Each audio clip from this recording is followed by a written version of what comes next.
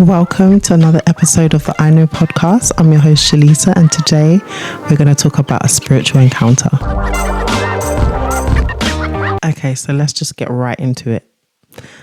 I hate watching them videos where you're like, okay, I click to hear one thing and the person's just banging on about everything but the thing. Spiritual encounters are so real. I know many of you who are believers know that, but sometimes not everyone gets to experience certain encounters, spiritual activities. And to be honest, I don't think that everyone should. We're not all able to. For example, I used to always argue with God, like, why don't other people visit heaven and they visit all these places, and like, why do you not allow me to visit certain realms, right? But not everyone's meant to visit these realms. God knows who he would have visit these places. And maybe if I was to see somewhere like that, I wouldn't come back. So God just knows. Anyway, I'm going to turn this fan on because it is mad hot at the moment. So hopefully this will not bring any background noise. So when I was 14, and I believe, if memory serves me right, this was before I started getting myself into a lot of trouble. So therefore, not pre-adolescence, but like pre-tamper, pre-toxic, pre-certain things stage. So this means that there's like a level of innocence that I still had. And I believe I was around the age of like 14. And at the time, we had moved to Barbados. So if you watch my testimony video, you would know that at 14, I moved to Barbados from the UK. And when I moved there, we stayed with my great-grandmother. So my great-grandmother, God rest her soul, she had like this house. I think it was about 3 bedrooms. And the Caribbean, if you've ever lived in the Caribbean, it's quite creepy at night. I'm not going to lie. It's actually quite creepy. But one thing I will say is that, she poured a lot of love into her home and she welcomed us with open arms. So we lived there for, I believe it was around a year. And during this time, I would have really, really strange dreams, like very vivid dreams that like, if I dream something today, in the next couple of weeks, I'm literally seeing that thing come to pass. Bro, wait, what you say? If I dream something today, in the next couple of weeks, I'm literally seeing that thing come to pass. Like, that's how vivid my dreams were. And so I started to realize I had a gift, like God was talking to me through my dreams. But at that age, I didn't think much of it because, again, I was a teenager. Teenagers don't care about these kind of spiritual things. Some do, by God's grace. I didn't at the time. So even though God had blessed me with this gift, I didn't have the right mindset to steward it and to really take what he was showing me seriously. So there was this one night, and in my great-grandmother's house, there was 1, 2, 3. I think about 3 or 4 bedrooms, and we were in the middle bedroom. So I remember laying next to my mum because we were sharing a bedroom at the time. And I just remember falling asleep, obviously like normal. But at a point, just like with most of my dreams, it started to feel real. But this was a difference. With this dream, even though it started to feel real, I started to feel like I was being taken up. And when I say taken up, as in my body felt like in the dream, it was levitating. Now, in the beginning, I was like, is this really happening? Because I'm not speaking, I'm not saying, Mom, I'm not saying anything. It's my spirit that was like, is this really happening? But when I realized I was actually up in the air was when I looked down and I could see my mum. So my spirit body had levitated up to a certain point that I could literally see my mum below me, like literally below me, lying down sleeping. And I remember that there was this like couple of beds that were piled up on the right side of the room. I could just see everything down below. I'll be honest, I don't remember if I could see myself, my own body, but I could see everything else that was in the room at the time. And when this levitation happened, I remember feeling a little bit scared. But before I could even get to grips with fear, what had happened was I saw an image. Now, I'm going to pause right here and say, I don't know. I do not know to this day if that was Jesus Christ. But I saw an image that looked very angelic, could be an angel. And this image pointed to a wall. So, backstory. At the time, I had a cousin who was a very, very, very strong alcoholic. He was so strong at alcohol, or alcoholism, I should say, that he would start drinking from the time he wakes up to the time that he sleeps. He was almost like the funny one of the family, the one that everyone would, if you hear that he's coming to the family gathering, you would be excited because you know you're going to get jokes and kicks out of him. But at the time, it just became so toxic. Like, you could see that he wasn't well. Like, you would see him, he would be falling over. He would be all over the place, sweating, whatever. So in my aunt's house, which was his mother, this is the image that I could see when I levitated. So back to the levitation. I saw this wall, and on the wall was a picture of a cross. And this image that was like bright, so bright, pointed to the image on the wall and then pointed to my alcoholic cousin. And I remember just thinking, again in my spirit, because I couldn't say anything in that moment, I remember thinking to myself, like, what is this even about? Like, I don't get it. I went to sleep. I don't remember waking up out of that sleep and saying, oh my gosh, what just happened? It's only until I woke up in the morning and I remembered everything. And I was like, last night was not normal. Last night, I went to another realm. I believe I told my mum. I would actually have to ask her.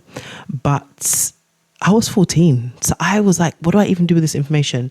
Now, at the time I was having, like I said in the beginning, dreams about, I don't know, tsunamis happening in certain countries. And then 2 weeks later, I would hear a tsunami has hit that country. I would hear a dream about earthquakes, and earthquakes would happen. So with this particular encounter, I remember feeling like I was a bit confused. Like, I don't really know what I'm supposed to do with this information, but I kept it close to my heart and I left it there. I didn't pray about it because, again, young, not knowing what to do with this. Cool. 1 year after I had that encounter, my cousin, who was an alcoholic, turned to Jesus Christ. And I am so happy to report that to this day, that happened when I was 14. So that was a long time ago. Not that long, honey. I'm still young. But it happened so long ago, and he is still to this day a devout Christian. That was literally God showing me that this man, I'm going to take him and I'm going to change him. Literally one encounter. First of all, one dream, but second of all, one encounter. Was I supposed to tell him what was going to happen? I don't know. Sometimes you don't know why these things are given to you. What's the purpose of these dreams? Sometimes you don't know. And if you're a person who dreams a lot, you would sometimes question, like, God, what does this even mean? And you know the difference. If you're spiritual enough, you know the difference between a dream of maybe a want and a need versus something that you believe God is trying to show you. God sends you dreams to warn. God sends you dreams to rebuke. God sends you dreams to wake you up. And sometimes he sends you dreams to tell others and intercede on their behalf. There's a reason for it. And you just have to decide on discern which reason it is. The Bible says in Genesis 46 verse 2-3, and God spoke to Israel in visions of the night and said, Jacob, Jacob. And he said, here I am. And then he said, I am God, the God of your father. Do not be afraid to go down to Egypt, for there I will make you into a great nation. That's literally an introduction. And there's other scriptures like Joel 2:28-29, ESV version, which says, and it shall come to pass afterward that I will pour out my spirit on all flesh. Your sons and your daughters shall prophesy, your old men shall dream dreams, and your young men shall see visions. Even on the male and female servants in those days, I will pour out my spirit.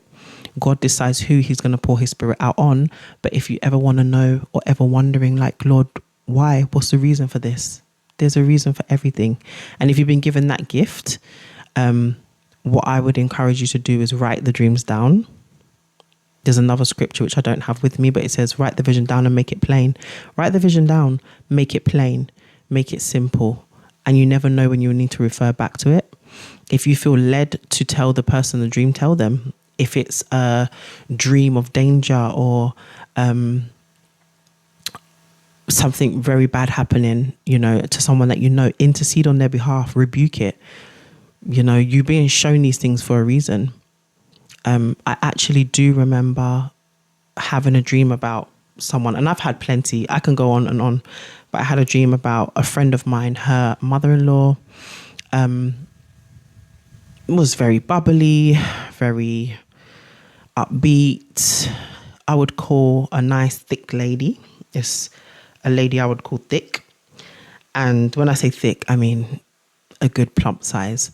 And then I had a dream about her one night, and in that dream, she was really unwell. And in the dream, it felt almost like I could feel the pain that she was going through, that my body was physically going through a painful experience while I was sleeping. And in the dream, I literally could see her, and she was so skinny, like she had gone so thin. And I remember reaching out to her daughter on Instagram, and I obviously was like, gosh, this is such a bad dream. But I just wanted to tell somebody in her family. I didn't have her number, and I couldn't reach out to her directly for one reason or the other. So I reached out to her daughter, and her daughter responded and just sort of said, okay. Not knowing that, I think it was like a year and a half or so later, this same lady became unwell. And she actually went from being very, very plump and very upbeat to very frail, very tired, and very, very slim and skinny. And so I've learned over time that sometimes I'm shown these things to intercede. And I wish sometimes, I'm not saying it was on me, but the fact that it was shown to me, I could have interceded on her behalf. So no matter what encounter you're facing, it's being shown to you for a reason. That's something that I definitely had to learn over time, that it's being shown to you for a reason. And take them seriously. Another thing that I realized as well is that the enemy likes to steal. We know that, but I mean literally. Sometimes I would have dreams so clear and defined, and then I wake up. And if I don't wake up and write it straight away, I notice within maybe an hour or two of waking up, I'm like, oh yeah, it's time to meet. What happened last night again? And I can't remember what I dreamed about exactly. And I think that's a tactic of the enemy to try to take away what God's trying to show us. So that's something to also pray against. Pray against the inability to remember, and pray against any schemes of the enemy to distract you from what it is that God is trying to show you. Take it seriously, guys. Like, it's not a joke. And like I said from the beginning, if you've got a spiritual gift of being shown things before they happen, like I have, it's so important that we take it seriously. I have been shown so many things. I'll leave you with this one other encounter. And And again, I'm kind of mixing dreams with encounters. I believe they're two totally different things. You can have a spiritual encounter and you can have a dream. Dreams are obviously where God is trying to speak to you, show you things, warn you, show you stuff so you can intercede on people's behalf. And then you've got encounters where he's literally taking you like a vision to a particular realm. And that's what I believe. And so I had another encounter. So anyone who knew me back in the day knew how much I love Tupac. I idolized him. Like when I think back now, I'm like, this was actually an abomination. This was idol worship at its finest. It was absolutely disgusting. I used to think about him every day, talk about him every day, write him in all of my school notebooks, with hearts and all sorts. Like when they were doing that whole thing, like he's really alive, I was like, yes, I knew it. Like I'm going to meet him one day. It was quite disturbing, to be fair. But I'm saying all that to say my obsession became so great that in my bedroom, and again, this was in Barbados still, in my bedroom, I had pictures of him all over my wall, like literally poster after poster after poster. I also worshipped the rap industry. I loved the rap industry, like loved. Still, when I hear certain rap, obviously Christian rap, I'm drawn to it, but obviously for different reasons now. Whereas before I used to glorify rap, like I loved the rap industry, everything about it, that kind of gangster lifestyle. I was like, yeah, one day I'm going to go to America. Anyway, I divulge. So I remember lying down in my bed once again and falling asleep.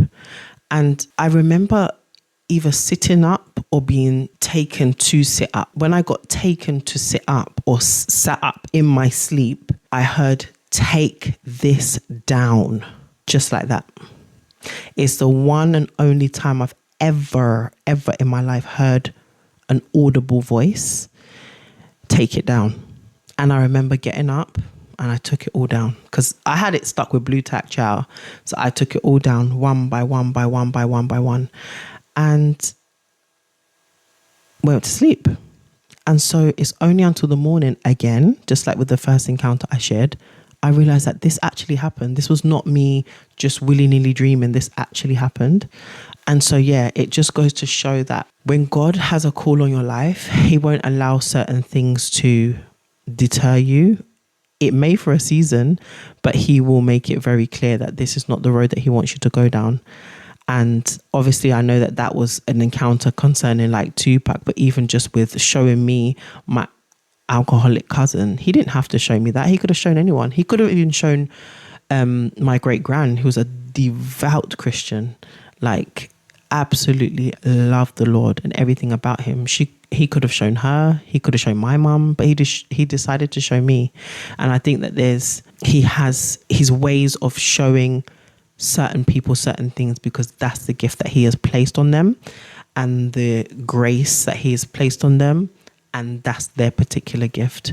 And so if you have that gift, I encourage you, do not take it lightly, take it seriously, write it down, and God will continue to show you what to do, whether to intercede, whether to pray about it, whether to simply just as a warning so that you don't go on the wrong path. Take it seriously, especially in these last days, now more than ever. Thank you so much for watching. I will see you in the next episode. Love ya.